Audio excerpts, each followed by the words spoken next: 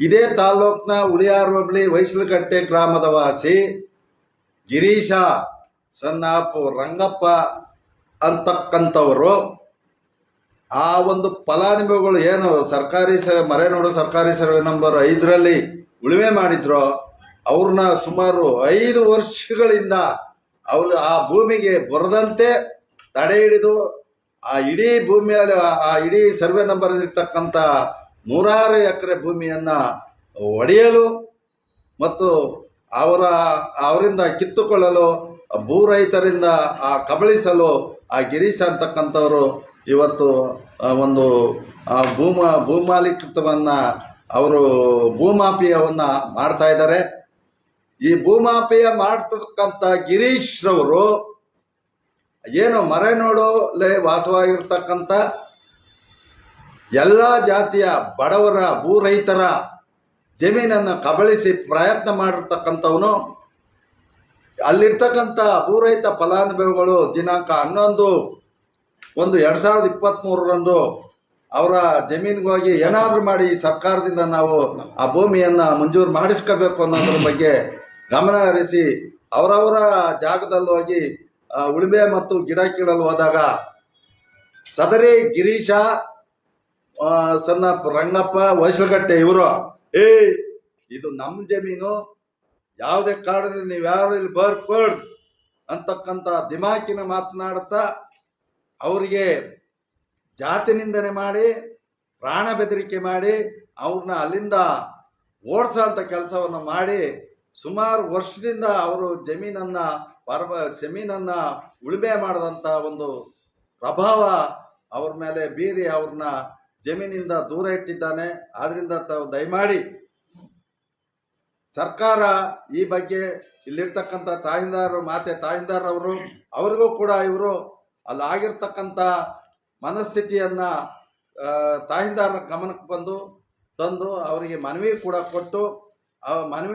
ಕೊಟ್ಟಿದ್ರು ಕೂಡ ಆ ವ್ಯಕ್ತಿ ಕೆಲವ್ರ ಕೈಲಿ ಯಾರು ಭೂ ರೈತ ಫಲಾನುಭವಿಗಳಲ್ಲಿ ಉಳುಮೆ ಮಾಡಿದ್ರೋ ಅವ್ರ ಮೇಲೆ ಇಲ್ಲ ಸಲ್ಲದ ದೂರನ್ನ ನಮ್ಮ ಪೊಲೀಸ್ ಠಾಣೆಗೆ ಕೊಟ್ಟು ಅವ್ರಿಗೆ ಎರ್ರಾಸ್ ಮಾಡೋ ಅಂತ ಕೆಲಸವನ್ನ ಆ ಒಂದು ಗಿರೀಶ ಅಂತಕ್ಕಂಥವ್ರು ಏನು ಮರೆನಡು ಪಾಳ್ಯದ ಮರೆನಡು ಸರ್ವೆ ನಂಬರ್ 5ರಲ್ಲಿ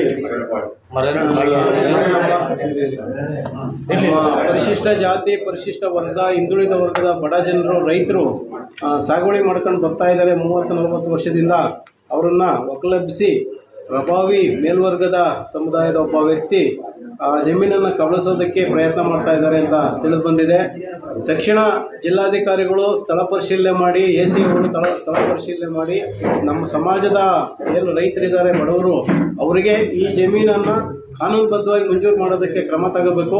ಮತ್ತೆ ಈ ಥರದ ಪ್ರಕರಣಗಳು ಎಲ್ಲೇ ನಡೆದ್ರೂ ಕೂಡ ನಮ್ಮ ಗಿರಿಜನರು ಏನಿದ್ದಾರೆ ಅವರಿಗೆ ನ್ಯಾಯ ಕೊಡುವಂಥ ಒಂದು ವ್ಯವಸ್ಥೆನ ಈ ಕಾನೂನುಬದ್ಧವಾಗಿ ಮಾಡಬೇಕು ಅಂತ ಈ ಸಂದರ್ಭದಲ್ಲಿ ನಾನಾದರೂ ಕೂಡ ನಮ್ಮ ಛಲವಾದಿ ಮಹಾಸಭಾದ ವತಿಯಿಂದ ಒತ್ತಾಯ ಮಾಡ್ತೀನಿ.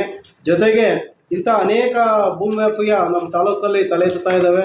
ದಯಮಾಡಿ ಅದಕ್ಕೆಲ್ಲ ಕಡಿವಾಣ ಹಾಕಬೇಕು. ಕಾನೂನು ಬಾಹಿರವಾಗಿ ಯಾವುದೇ ಜಮೀನು ಅಕ್ರಮ ಮಾಡಿಕೊಂಡ್ರು ಕೂಡ ಅದನ್ನು ರದ್ದು ಮಾಡುವಂಥ ಅಧಿಕಾರ AC ಅವರಿಗಿದೆ.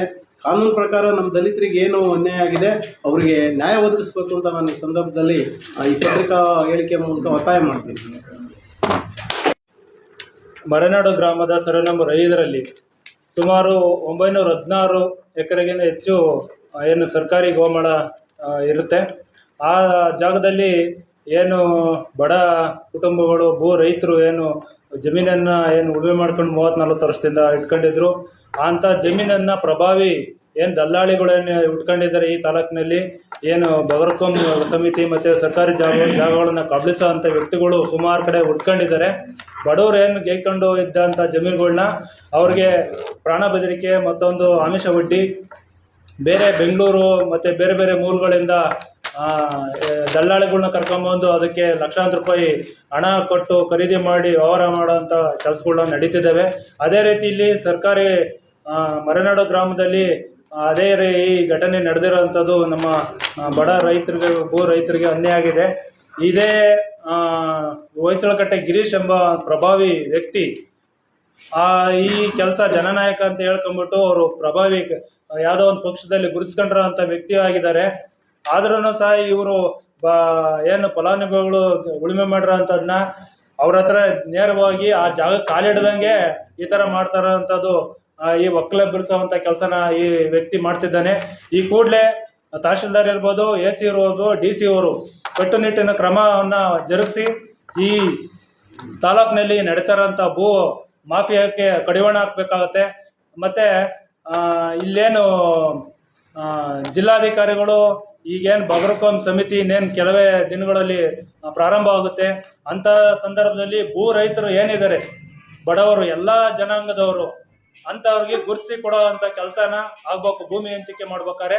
ಮತ್ತೆ ಈಗೇನು ಆಲ್ರೆಡಿ ಭೂಮಿ ಹೆಚ್ಚು ಇದ್ರೂ ಸಹ ಅವರು ಅಕ್ರಮವಾಗಿ ಭೂಮಿನ ಸಾಗುವಳಿ ಇಟ್ಕೊಂಡಿರ್ತಾರೆ. ಅಂತನ್ನೆಲ್ಲ ಖುದ್ದು ಪರಿಶೀಲನೆ ಮಾಡಿ ಆ ನಿರ್ಗತಿಕರಿಗೆ ಮತ್ತು ಭೂ ರೈತರಿಗೆ ಎಲ್ಲ ಸಮುದಾಯದವ್ರಿಗೂ ಭೂಮಿನ ಸಮಾನ ಹಂಚಿಕೆಗೆ ಮಾಡಿಕೊಡ್ಬೇಕಾಗಿ ತಮ್ಮಲ್ಲಿ ಪ್ರಾರ್ಥನೆ. ಸಮೂಹ ಸುಮಾರು 46,000 ಸಾವಿರ ಮತದಾರ ಇರ್ತಕ್ಕಂಥ ಈ ಒಂದು ಕ್ಷೇತ್ರದಲ್ಲಿ ಹರಿಜನ, ಗಿರಿಜನ, ಹಿಂದುಳಿದ ವರ್ಗ ಎಲ್ಲ ಬಂಧುಗಳು ಇಲ್ಲಿ ಭೂ ರೈತ ಬಂಧುಗಳಾಗಿದ್ದು, ಇಂಥ ಒಂದು ಸಂದರ್ಭದಲ್ಲಿ ಮರೆನೋಡು ಸರ್ಕಾರಿ ಸರ್ವೆ ನಂಬರ್ 5ರಲ್ಲಿ ಸುಮಾರು